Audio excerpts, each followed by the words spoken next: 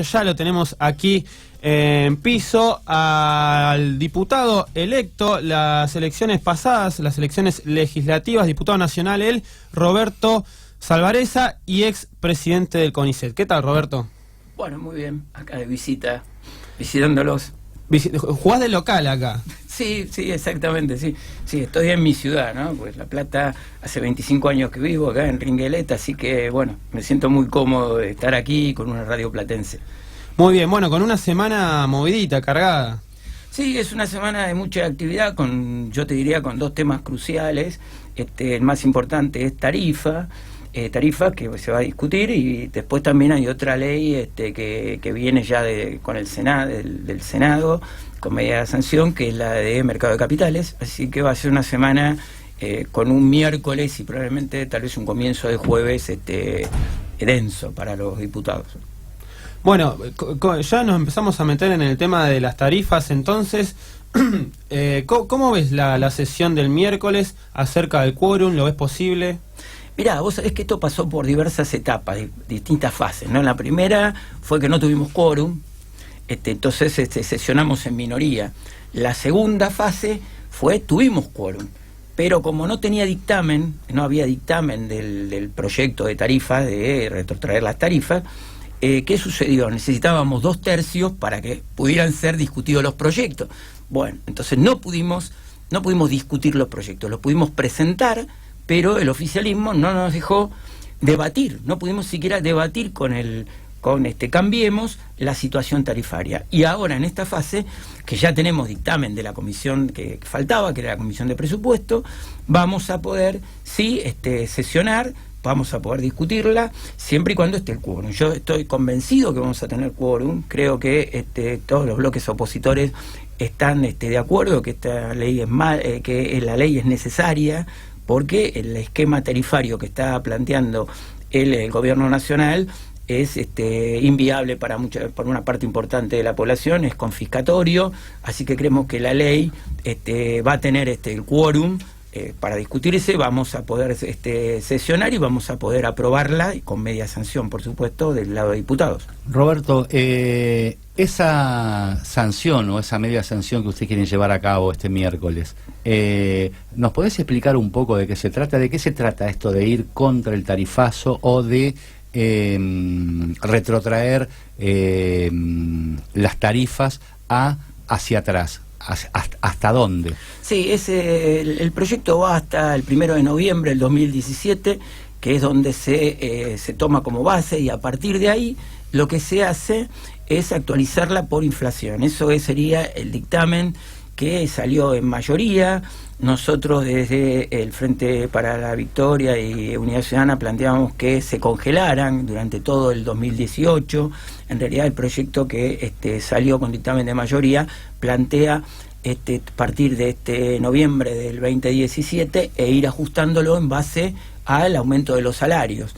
Y también contempla la formación de una comisión bicameral para el seguimiento del tema, y también una mejora en lo que es la tarifa social, que incluiría el 80%, hoy en día el porcentaje es menor, o sea que tiene una serie de elementos que hacen que el aumento tarifario sea razonable, esté de alguna manera relacionado con el aumento de los salarios y no se vuelva impagable, y para una parte importante de la sociedad, ¿no? Que la verdad que ya se ha manifestado claramente en contra de este aumento tan importante, que aparte no tiene mucha lógica desde el punto de vista de lo que es el precio mayorista de la energía. Nosotros estamos pagando un precio mayorista de la energía que es más caro que la Comunidad Europea y más caro que Estados Unidos, tanto en el gas, a boca de pozo, como lo que es la generación mayorista de electricidad. Nuestras tarifas están muy por encima. Entonces no se puede justificar echándole la culpa a los impuestos, tal cual intentó el gobierno, diciendo, no, lo que pasa es que es cara porque los impuestos provinciales, municipales. En realidad es cara la venta, el precio de la energía en el país, y los que están ganando son los que producen la energía, el sector mayorista, que tiene una clara vinculación con el poder político, ¿no? El poder económico y el poder político en ese sentido están muy relacionados en el área de energía, y estamos pagando los argentinos precios muy altos. ¿Vos crees que esto que dijo, ayer Duhovne fue entrevistado por Luis Majul, ¿no? Te imaginarás la clase de entrevista que dio, ¿no?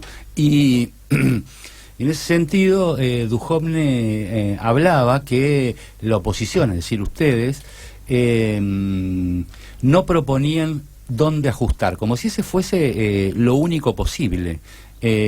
¿Vos estás de acuerdo en que hay que seguir ajustando?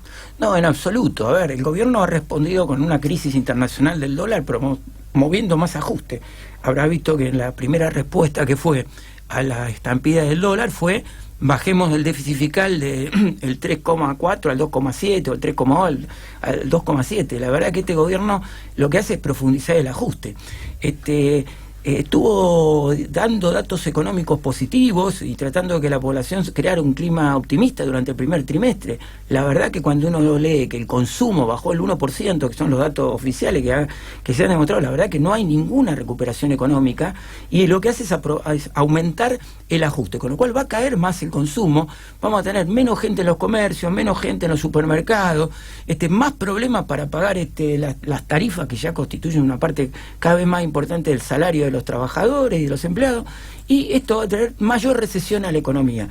Si eso le sumás el 40% de la LEVAC, el cóctel es explosivo. La verdad que este gobierno camina hacia un final de túnel donde solo hay luces rojas. Ustedes se acuerdan la frase de Michetti, que bueno, en algún momento veremos la luz del túnel. La verdad que la luz del túnel, la verdad que es alarmante, ¿no? Porque las propuestas, digamos, la salida, la vuelta que le hace este gobierno a la crisis hoy en día, que está motorizada por varios factores internacionales y demás, es más ajuste, más recesión. No creemos nosotros que esta sea la política que va a recuperar la Argentina. Y en este contexto yo te quería preguntar cómo ves el rol de la oposición, ¿no? Y el de los gobernadores particularmente. Bueno, mirá, yo creo que la oposición ha tenido durante 2018 una convergencia bastante importante en cuanto a temas fundamentales como fueron la ley previsional, también las otras dos leyes, la del caso de la laboral, que en realidad no fue presentada porque en el Senado no iba a circular. O sea que hay una respuesta de los sectores opositores para enfrentar algunas políticas o algunas movidas del gobierno que son claramente o que se percibe de la oposición como nocivas para la población. Ley previsional, tarifa. Lo que es cierto también que hay una presión muy grande del oficialismo sobre los gobernadores que tienen que manejar las provincias, y eso hace que en muchos casos cedan a esas presiones. Yo no estoy intentando justificarlo ni mucho menos, pero desde el punto de vista de lo que es el juego democrático, no parece que esto sea realmente ético, ¿no? Presionar a los gobernadores como se los ha presionado. Inclusive para la ley de tarifa ha habido presiones todos estos días tratando de que los gobernadores alineen los diputados, que los diputados no representan a las provincias. Los diputados representan a los ciudadanos, los que representan a las provincias son los senadores, ¿no? Entonces, apretar diputado a través de los gobernadores es totalmente antiético, antidemocrático. No estamos dejando el libre juego de las instituciones y el libre juego de la discusión. O sea que creo que en algunos temas ha habido una presión casi te diría insostenible, ¿no? En el caso previsional, con la presencia de los gobernadores en la Cámara para ver quién votaba y quién no votaba. Y aún así ganaron por muy poco voto, y también constituyó una derrota política muy importante para el gobierno, que comenzó la caída de la aprobación de la gestión. Hoy estamos en un 35% de aprobación de la gestión y un 65% de desaprobación, con lo cual claramente el gobierno ha perdido, desde la previsional a las tarifas, ha perdido muchísimo en la aceptación pública. Ayer también en el mismo programa que te nombraba hoy, en el de Majul, Majul hizo una especie así de editorial hablando de un supuesto golpe de Estado que la oposición estaría tramando, que es justamente ¿no? Utilizar los malos resultados que hasta ahora ha tenido el macrismo para intentar un abordaje del poder en 2019. Algo, digamos, a mí me sonaba un poco, porque en realidad estaba describiendo un cuadro de situación, Majul, no un entramado de golpe de Estado. ¿Qué tenés para decir, Roberto? No, a ver, nosotros creemos que, y lo hemos dicho, lo he dicho públicamente cuando me tocó hablar en la previsional, nosotros no queremos que este gobierno se vaya antes de tiempo, lo que queremos es que este gobierno no se caiga solo. Realmente las políticas que están implementando llevan inexorablemente a un problema socioeconómico de consecuencias impredecibles. Entonces lo que está haciendo la oposición es decirle, mire, las tarifas sí son impracticables, muchachos, tenemos que agarrar, pensar de vuelta, buscar otro esquema, le estamos proponiendo uno, si no le gusta negocien. Ustedes vieron la actitud del presidente, las tarifas no se tocan. Entonces me parece que la actitud de la oposición, lo mismo que pasó en la previsional, fue la misma. No vayan en esta dirección, le estamos diciendo no vayan porque esto termina en situaciones que realmente son muy difíciles de predecir. Le estamos diciendo no caminen justamente hacia esas luces rojas al final del túnel, cambien el trayecto, siéntense, piensen, estamos gobernando mal. Y eso es la advertencia de la oposición. Entonces me parece que culpar a la oposición de lo que está sucediendo 2 años y medio después de haber asumido el poder y habiendo sido su deterioro político consecuencia de sus propias acciones, desde la provisional hasta la tarifa, vemos esta pérdida de consentimiento, de aceptación pública, no podemos echarle la culpa a la oposición. Realmente lo que están creando una tensión en la sociedad muy importante es el propio gobierno. Se van a ir ellos, no lo vamos a echar nosotros. ¿Vos creés que gobiernan mal o que ese es el plan? No, a ver, yo creo que yo te voy a decir una opinión muy personal que tengo sobre este gobierno. Yo creo que este gobierno es un gobierno de empresarios que no conoce la política. Difiere del 2001, difiere de lo que es la etapa neoliberal de Menem, en que eran políticos. Estos son empresarios, entonces no tienen habilidad política.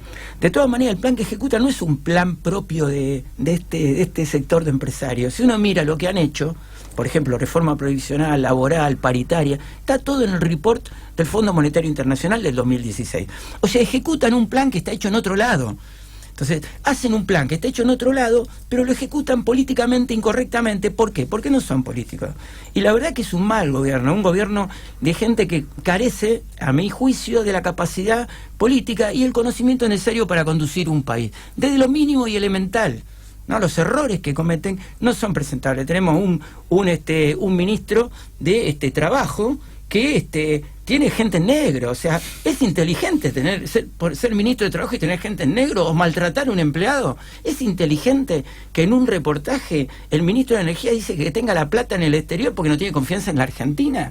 Es inteligente que su ministro de Economía tenga la plata en el exterior. O sea, más allá de que quisieran ejecutar un plan, son si quiere, son desde el punto de vista de la inteligencia poco inteligentes. Bueno, pero también es cierto, Roberto, que dentro de esa seocracia, que es la que maneja el gobierno, también hay socios dentro de la Alianza Cambiemos. Por ejemplo, Elisa Carrió es política, Ernesto Sanz es político. Digamos, hay un grupo de dirigentes de la Unión Cívica Radical que más allá de la adjudicación que muchos le hacen de furgón de cola o de haberle prestado la estructura para que pudiera triunfar en las elecciones del 2015, son políticos, no tienen voz ni voto, o solamente los usan, como por ejemplo a Carrió, que la mandan de vocera el viernes negro que hubo, diciendo que si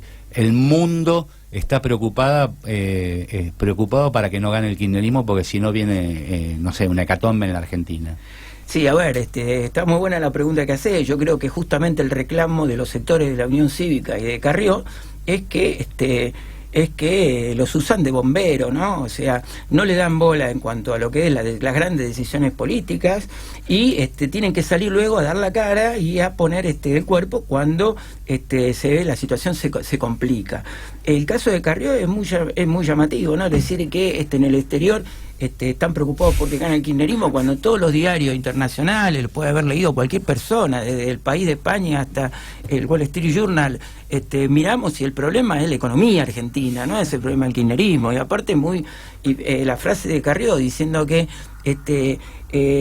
si gana el kirchnerismo no va a haber inversiones, como si hasta ahora hubiera habido, ¿no? Exactamente, me parece que hay toda están tratando de mantener o revivir esto que le sirvió al comienzo del gobierno, de que todo el causante de la desgracia de este país era el kirchnerismo, y en realidad ya tenemos 2 años y medio de malas políticas cuyas consecuencias las vivimos todos los argentinos, ¿no? Porque no hay grandes logros macroeconómicos, no hay inversiones, no se logró parar la inflación y tenemos 35% más de deuda externa que la que teníamos hace 2 años atrás. Tenemos 350.000 millones de dólares de deuda, el 56% del PBI es deuda.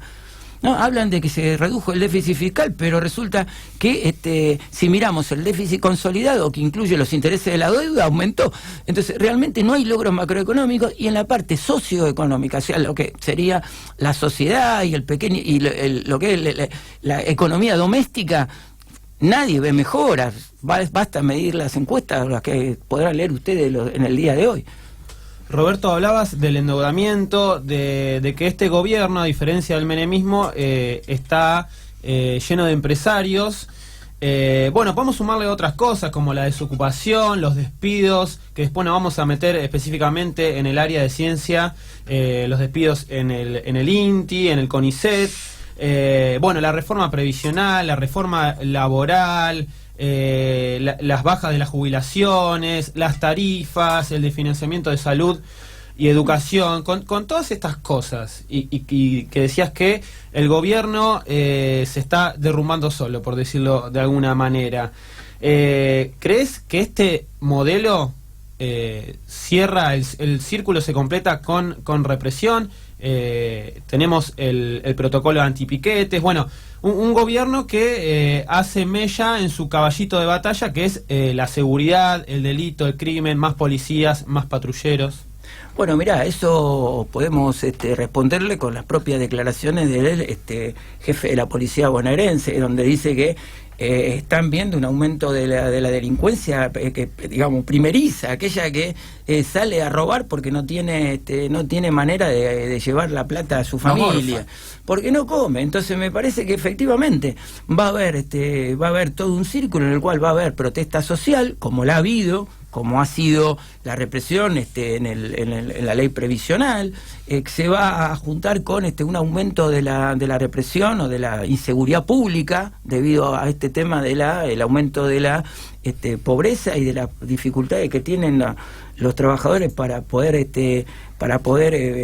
llevar una vida digna con su familia. Todo esto es efectivamente un círculo que va a terminar en el ministerio de Bullrich, ¿no? Y sabemos que la ministra tampoco es un ejemplo de inteligencia para manejar las cosas. Acuérdense que en la ley previsional la primera fue una represión feroz, y después fueron a decirle, Larreta le dijo, no pongas más porque llevaste la gendarmería, la policía aeronáutica, y después pusieron la policía de la ciudad de Buenos Aires, porque entre ellos mismos se dan cuenta que esta mujer tampoco está capacitada. Y miren, hay que mirar un poquito la historia. Muchos de estos personajes que hoy en día están en el gobierno fueron los que nos condujeron a la crisis del 2001 y estuvieron en la alianza. Entonces no hay mucho que mirar para saber su habilidad para llevar adelante los asuntos públicos. ¿Qué opinión te merece la vuelta del ex ministro Cavallo? Bueno, es justamente esto es justamente, ¿no? Tener que Cavallo reaparezca tratando de darle soluciones o sugiriendo soluciones, más allá que la hayan pedido o no las hayan pedido. El hecho de que aparezca Cavallo muestra claramente dónde está parado este gobierno, que está parado nuevamente en la encrucijada de la economía neoliberal, cuando hace agua en un país emergente como la Argentina, que tiene siempre crisis externa vinculadas con los movimientos de capitales, y que que Cavallo sea la solución nos muestra nuevamente los escenarios del 2001. ¿Vos crees que esta recorrida que hizo el exministro fue una movida auspiciada desde otro lugar? Es decir, digamos, todos creemos, algunos creen que Macri es solo un administrador de otros, ¿no? Y que esos otros lo llevaron a Cavallo a, de algún modo, presionarlo a Macri, justamente para profundizar lo que el FMI le está exigiendo. Vos también sos ¿Participás de esa idea? ¿Crees que algo así sucedió? Sí, yo creo que algo así sucede. No sé si exactamente con Cavallo, puede serlo efectivamente, pero hay muchas voces, yo lo que te diría de la derecha dentro de económica, que le está pidiendo al gobierno un ajuste mucho más rápido. Le dicen que el gradualismo fracasó, lo habrán visto ustedes inclusive en tapa de diario. Bueno, claro, pero por ejemplo, Espero, Melconian, que son voceros claramente de ese poder de círculo rojo que el presidente se regodea, son voces que parecen como que, bueno, la gente ya no le da tanta pelota. Poner una figura tan nefasta como un tipo como Rial, que no viene de la política, sino que es un conductor de programas de Chimento, hasta se atrevió a decir que era un buitre, ¿no? Un tipo que olía sangre. Me parece que es como un golpe de efecto, ¿no? Como un mazazo que de algún modo hizo retumbar todo, ¿no? Y que a todos nosotros nos trajo los peores recuerdos, ¿no? Sí, por supuesto. Yo creo que efectivamente ha sido... debe haber algo de esto en la aparición de Cavallo. Hay muchos intereses detrás de esta situación, ¿no? Me parece inclusive hay una fisura clara dentro del propio de los sectores que apoyan al gobierno en cuanto a la solución o el camino que tiene que tomar. Lo que está claro, creo que se ha evidenciado 2 años y medio después, este gobierno enfrenta a una crisis que es la culminación de política equivocada. Entonces hay sectores a los cuales representan, que le están diciendo hay que cambiar esto porque si no vamos a tener una salida poco feliz. Y justamente la aparición de personajes como Cavallo lo que hacen es mover el ambiente, ¿no? Crear esta situación para que el gobierno cambie este rumbo que creo que ha sido gradualista, o ha intentado ser gradualista, porque entiende que las elecciones de cada 2 años imponen necesariamente un gradualismo, porque sin ese gradualismo, el veranito económico que hicieron en el 2017 con 2 millones de crédito a Argenta, no les hubiera permitido ganar la elección en la provincia de Buenos Aires por un 3% que ganaron. Me parece que ese costo en el cual hicieron kirchnerismo explícito, dando crédito y poniendo plata en el bolsillo de la gente, después tuvieron que apretar el pie en el freno. ¿Por qué? Y porque el Fondo Monetario y lo que le piden los socios no es eso. Y aquí están las consecuencias, frenan de golpe el auto y se van todo para adelante. Nos enfrentamos de golpe a la crisis, nos enfrentamos de vuelta a el fenómeno del disparada del dólar, la inflación, porque todo esto es consecuencia de la inyección de plata del año pasado. Entonces, ¿cómo hay que hacerlo? Hay que ajustar. Tenemos que ajustar, y empezaron el año ajustando y despidiendo. Tenían que cerrar el déficit. Y bueno, todo esto trae como consecuencia que la gente empieza a visualizar que realmente ahora esta es la cara del ajuste. Pero aún dentro de este ajuste hay matices. El matiz es decir, hacerlo más lentamente o más rápido, ¿no? Entonces ahí está la discusión. ¿Crees que hay un antes y un después con esto del tarifazo en el clima social que se vive en las calles? Porque todavía no se llega a ver por lo menos en mi opinión, una muestra contundente en las calles, o a veces fragmentados, o a veces aislados, pero creo que con el tarifazo a la gente le impactó en el bolsillo. De hecho, el miércoles va a haber una marcha que se prevé que va a ser masiva en diferentes puntos del país. Retomo la pregunta. ¿Crees que hay un antes y un después con las tarifas? Que el gobierno ya mostró su cara, digamos, ya jugó sus fichas. Yo creo que el antes y después está en la reforma previsional. Ya ahí se marcó el punto de inflexión para la imagen del gobierno y se sacó la careta, tal cual te decía, después de las elecciones del 2017 y de su veranito económico. Entonces, a partir de la reforma previsional en diciembre es donde se da el clic. Y a partir de ahí, todas las medidas que toman para frenar la bonanza del 2017, ¿sí? va agudizando su caída en la percepción social.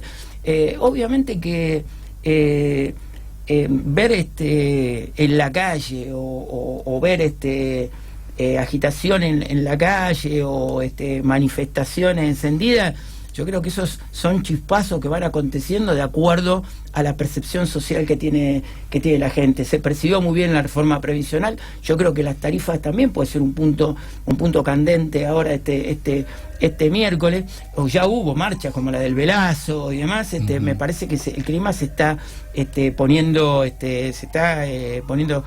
cada vez más socialmente más encendido. De todas maneras, vos sabés que uno va apretando y en algún momento puede explotar y podemos encontrarnos con otra situación no controlable en 3-4 meses con otro tema, ¿no? Pienso que es un poco así. ¿Vos creés, sé que no venís del peronismo sindical, ¿vos creés que la CGT se está dejando estar mucho? ¿Vos creés que la CGT tendría que estar un poco más activa? Es decir, muchachos, hasta acá hemos llegado, y dar un paso adelante o dar un paso al costado. No sé, bueno, a ver, yo creo que sé cómo lo ves vos. Que hay sectores gremiales que claramente están identificados con la defensa de los trabajadores, están las 2 CTA, está la Corriente Federal. Sí, no, pero estamos hablando de la CGT, claro. Esos sectores se han mostrado claramente oponiéndose a este gobierno con las políticas que hemos un poquito estado discutiendo acá y que afectan a los trabajadores, claro. Hay lo que es la CGT, el otro sector, yo creo que sí se ha dejado de estar, ha entrado de alguna manera en el juego del gobierno, y me parece que ya no tiene mucho margen para seguir dudando, ¿no? O se encolumnan con los trabajadores o van a quedar aislados de su base, porque las tarifas del subte, del transporte, cargar la SUBE, pagar la electricidad, el gas, todo eso lo hacen todos los trabajadores. Y en la medida en que la CGT no salga, no tenga una actitud claramente de decir no a estas políticas, porque acá se trata de decir no a las políticas, nadie está hablando, nuevamente de tirar un gobierno, estamos diciendo no a las políticas. Me parece que la CGT tendría que dar este paso ahora que está en esta discusión, está en esta reorganización que dura mucho, ¿no? Porque está dudando, no termina nunca. No termina nunca. Bueno, yo creo que debería tener sí una actitud más decidida, combativa, ¿no? Combativa, es salir a acompañar los reclamos en forma muy muy clara, ¿no? Seguramente fuiste docente. ¿Qué pensás de lo que sucede en la provincia de Buenos Aires? Vos sos de aquí, de la ciudad de La Plata, ganaste tu banca de diputado por la provincia de Buenos Aires. ¿Cómo ves el conflicto también, que parece de nunca acabar, entre lo que la gobernadora María Eugenia Vidal pretende, que es un techo del 15% en la paritaria, cuando ya todo el mundo sabe, incluso hasta el mismo ministro Duhovne y Toto Caputo, su ladero, ya han pronosticado más del 20%, y otros analistas hasta prevén 20 y pico de inflación? Sí, yo creo que es lo que está pasando con los docentes es de alguna manera todo un mensaje, ¿no? En cuanto a que el gobierno lo que pretende es disminuir lo que es el costo salarial, el costo del trabajo. Es muy triste porque lo hace sobre trabajadores que educan a nuestros hijos, que de alguna manera tienen la escuela como un lugar de contención. Así que me parece que es muy perverso esto del 15%, más cuando yo entiendo que tal vez a principio de año uno podía tener, a pesar de que ya todos sabíamos que lo que estaba escrito en el presupuesto era letra muerta, porque ya se preveía que iba a estar por encima. Además ellos mismos lo desmintieron, ¿no? Por supuesto, entonces, pero ahora mantener en esta circunstancia, con lo que ha pasado con el dólar, con que ya están remarcándose los precios al nivel del dólar 22 pesos, me parece que es realmente perverso mantener esta discusión del 15%. Me parece que honestamente lo que tendría que hacer la gobernadora es ponerle en la discusión paritaria un aumento más creíble y por supuesto colocar la cláusula gatillo, que es lo que todos los gremios están pidiendo. Hay muchos gremios que lamentablemente cerraron previamente y que ellos deberían reconsiderar nuevamente la discusión paritaria.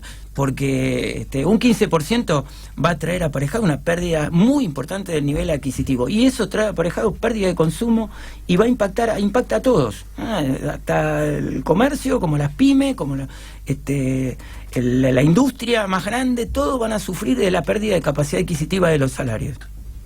Nos metemos en un área que bien conocerás, que es la de ciencia.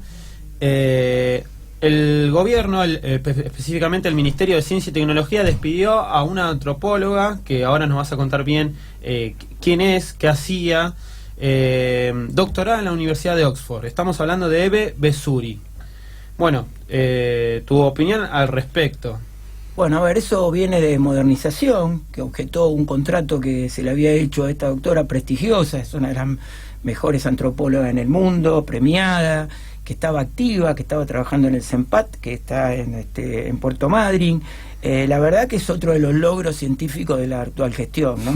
Que lo que hace es tirar la ciencia para atrás. Lo más llamativo es que quienes están haciendo estos desmanejos científicos, porque lo de Vessuri es simplemente uno de los puntos, pues después tiramos por la ventana un montón de jóvenes que formamos durante años y los tiramos así por la ventana, que después lo podemos hablar con más detalle.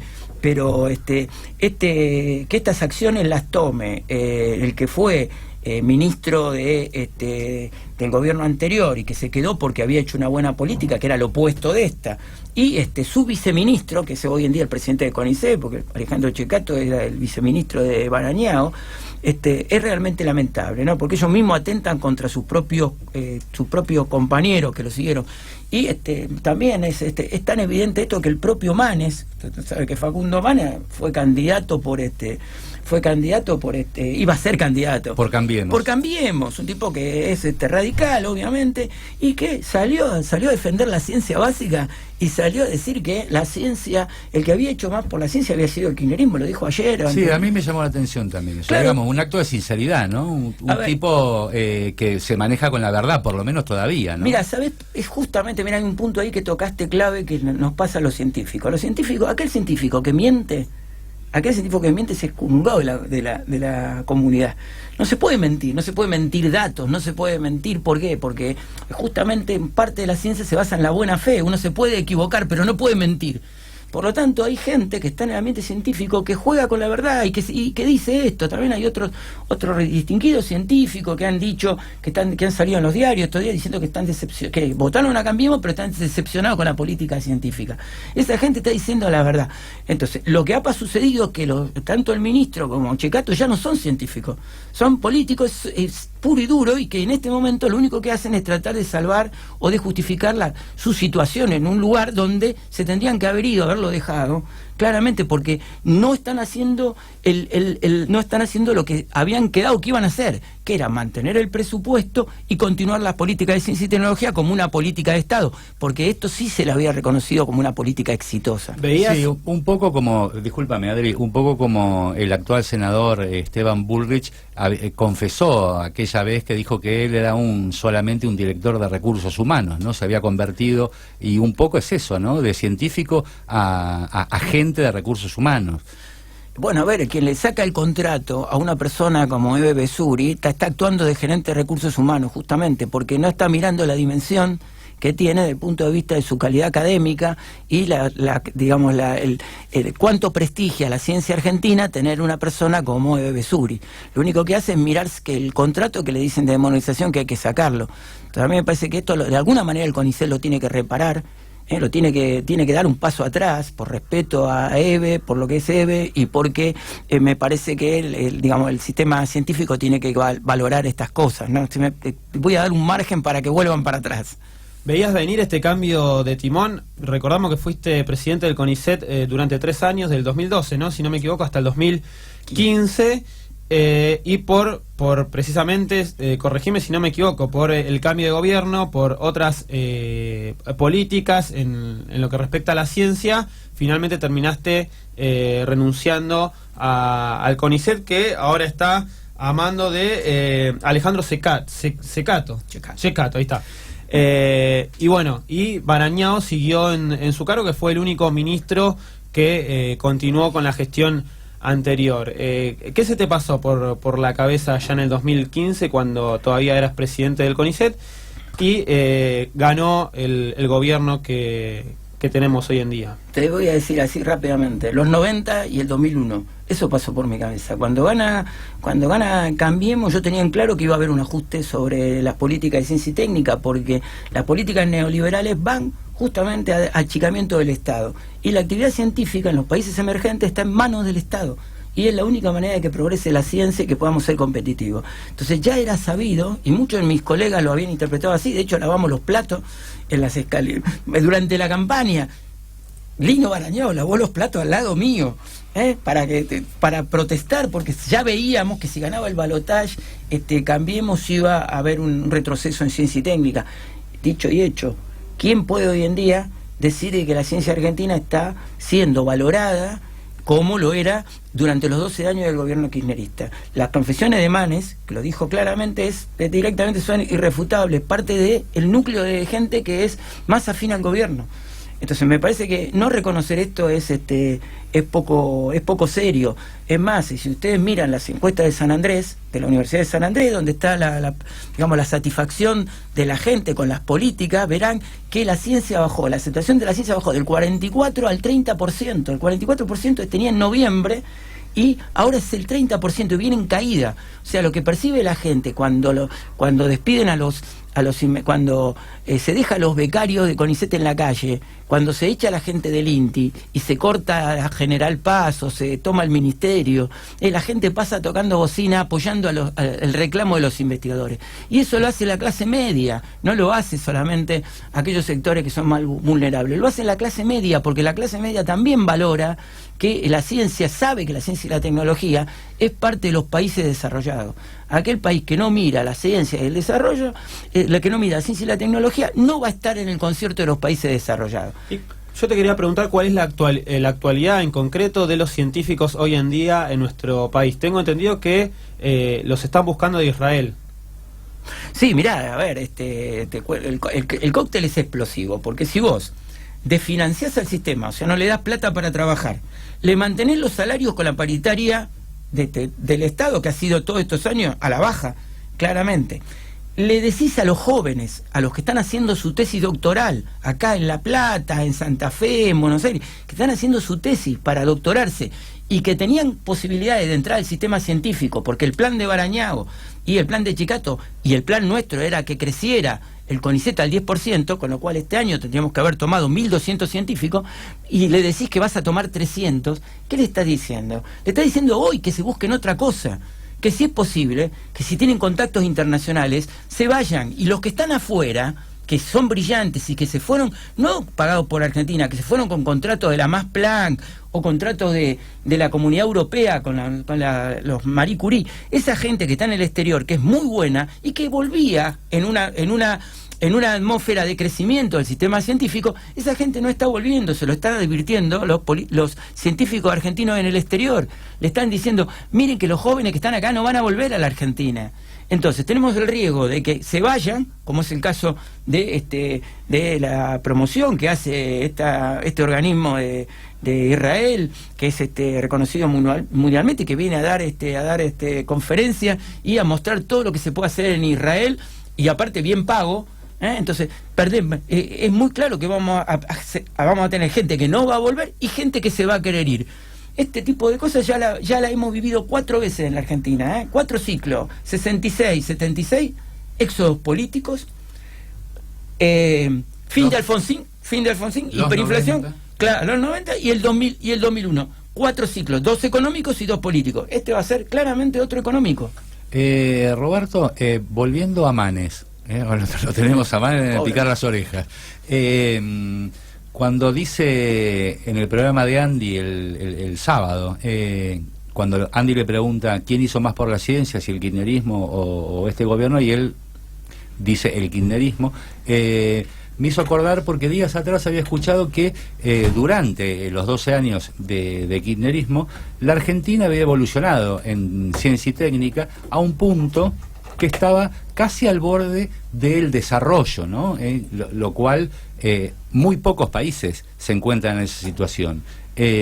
¿Vos creés que parte del plan de Cambiemos es el retroceso absoluto en materia de ciencia y desarrollo para que no pueda justamente este país ser una potencia en ciencia y técnica? Mirá, a mí no me cabe duda de que ahí hay dos componentes. Uno es el que vos decís muy claramente. Ese es para mí el ideológico, si vos querés, porque ahí podemos verlo durante los 12 años del kirchnerismo, y basándose en la tradición de excelencia que tiene Argentina en ciencia. Los científicos de Argentina mostraron que podíamos fabricar satélites, que podíamos hacer reactores nucleares, que podíamos hacer nuestras propias semillas. Ustedes habrán visto que las semillas desarrolladas por CONICET y por la Universidad del Litoral, este año de sequía rindieron, y son propias, hechas en el país, rindieron el 20% más que la comprada al exterior. En todos estos desarrollos solo lo hacen menos de 7 países en el mundo. Son capaces de hacer este tipo de cosas: desarrollos nucleares, desarrollos satelitales, desarrollo en biotecnología vegetal. Esto demostramos que se pudo hacer, y Argentina iba a empezar a ser competitiva en esos temas. Ahora bien, si este plan está hecho en otro lado, está, como les comentaba al principio, que al final se aplica una receta del Fondo Monetario, donde los países tienen sus roles, ¿no? Y a nosotros, internacionalmente, nuestro rol es un país periférico, productor de soja, productor de carne, ahora con algo de minería y algo de turismo. Ese es el modelo que nos están imponiendo. Es el gobierno que acepta, y es el modelo que acepta el gobierno. Y en ese marco también el ajuste del Estado, que hace que las condiciones de investigación se deterioren. Pero está claramente que hay una componente ideológica muy clara. Y si tuvieran interés en la ciencia, si fuera verdad lo que dice Macri, que Israel es un modelo, que Australia son los modelos que hay que seguir y demás, ¿por qué es que no le pone más presupuesto? Australia y Israel tienen 4 veces más presupuesto para ciencia y tienen 4 veces más científicos que nosotros. Y nosotros, los que tenemos, no lo dejamos seguir, los echamos. Entonces, si Israel tiene 14 investigadores por mil habitantes de población económicamente activa, y nosotros tenemos 3, ¿por qué es que Barañao dice que somos muy grandes, que vamos a explotar, que había muchos científicos? ¿De dónde lo saca? ¿Qué modelo de país quiere? No te voy a preguntar qué le debe pasar por la cabeza a Barañao, porque vos no lo debes saber, pero ¿siempre fue así o modificó o hizo un cambio en su cabeza? ¿O si has hablado con él últimamente? No, mirá, no he hablado hace mucho con él. Yo creo aquí que la realidad es que hay dos Barañao. Un Barañao que fue el ministro de Cristina, en el cual un gobierno que apostaba a la ciencia y la tecnología, y el Barañao de Macri, que es un Barañao ajustador. Por lo tanto, Barañao no es que Barañao hacía política. Barañao es simplemente un ejecutor de política, un ejecutor de una política que tenía a Néstor y a Cristina Kirchner en la fase que fue ministro. Antes estaba a cargo de la agencia, en la cual la ciencia importaba, y ahora un ministro de un gobierno que no le interesa la ciencia. Y no es solamente un problema de guita, el problema de plata, de lo que se le da. En la etapa de Cristina, ustedes habrán visto que la ciencia estaba en el discurso oficial. Veíamos por cadena cuando se inauguraban los edificios de los institutos, se hablaba de los científicos y demás. Y Cristina pone a un investigador en segundo lugar de una lista de diputados en las elecciones pasadas. ¿Ustedes han visto a Macri inaugurar un edificio de un instituto de ciencia? No, lo hemos escuchado hablar de Boca. Sí, pero no hemos visto un solo gesto hacia la ciencia argentina. La vez que recibió a Rabinovich, uno de los mejores investigadores en biotecnología, Gabriel le dijo: presidente, tiene que apoyar la ciencia básica. Sí, seguimos con la misma marcha de deterioro de la ciencia. Trajeron a Mazzucato, que es una italiana que trabaja en Gran Bretaña para el desarrollo tecnológico. Lo trajo Barañao a ver si podía convencerlo a Macri de apostar a la tecnología. Mazzucato entró y le dijo: el principal emprendedor en ciencia y tecnología en el mundo, en los países desarrollados, es el Estado. Cuando salió, dijo: creo que no me entendió. Yo creo que se pinta solo lo que está sucediendo. Viene un nuevo gobierno que no es ni kirchnerista ni macrista, y él sigue siendo el ministro Barañao, sigue ejecutando políticas afín a la ideología del gobierno, decís. Por supuesto. Yo creo que es un problema de quedarse, de tener Es una especie de Pichetto, pero de la ciencia y tecnología. Bueno, yo creo que, a ver, en alguna medida sí, porque Barañao encima ha tenido actitudes de crítica que podía habérselas guardado, ¿no? Me refiero a que uno puede quedarse, puede decir que está haciendo lo posible, pero no criticar lo que se ha hecho. Por eso me reivindico la actitud de Facundo Manes, que ha tenido la honestidad de decir la verdad y no salir a criticar lo que se hizo antes, como el caso de Checato, el caso de Barañao, que han salido a decir que se hicieron las cosas mal, que era su propia gestión, lo cual es inexplicable. Bueno, y también la diferencia entre Manes, no por defenderlo, porque ni lo conozco a Manes, ni tampoco me cae demasiado simpático, pero digo, Manes incluso no quiso ser candidato. Cosa que Barañao siguió de largo y también accedió a estar en este gobierno, ¿no? Sí, por supuesto. Aquí no quiero tampoco centrarme demasiado, porque la verdad que tomamos este ejemplo para decir que en la comunidad científica, y hay muchos casos más que se pueden mencionar, están en los diarios, mucha gente que ha salido a defender la gestión kirchnerista. Y te digo más, en el caso de Bebe Besuri, han llamado colegas que están claramente identificados con la gestión de política, que se adhieren políticamente al gobierno, a pedir que se diera marcha atrás con lo de Bebe Besuri. Roberto, pasemos a tu labor en la Cámara Baja. El miércoles tienen esta sesión donde van a tener que pelear a brazo partido seguramente contra el oficialismo, ¿no? Pero además mañana y el jueves también va a haber otra vez expositores respecto de la legalización del aborto para un aborto legal, seguro y gratuito.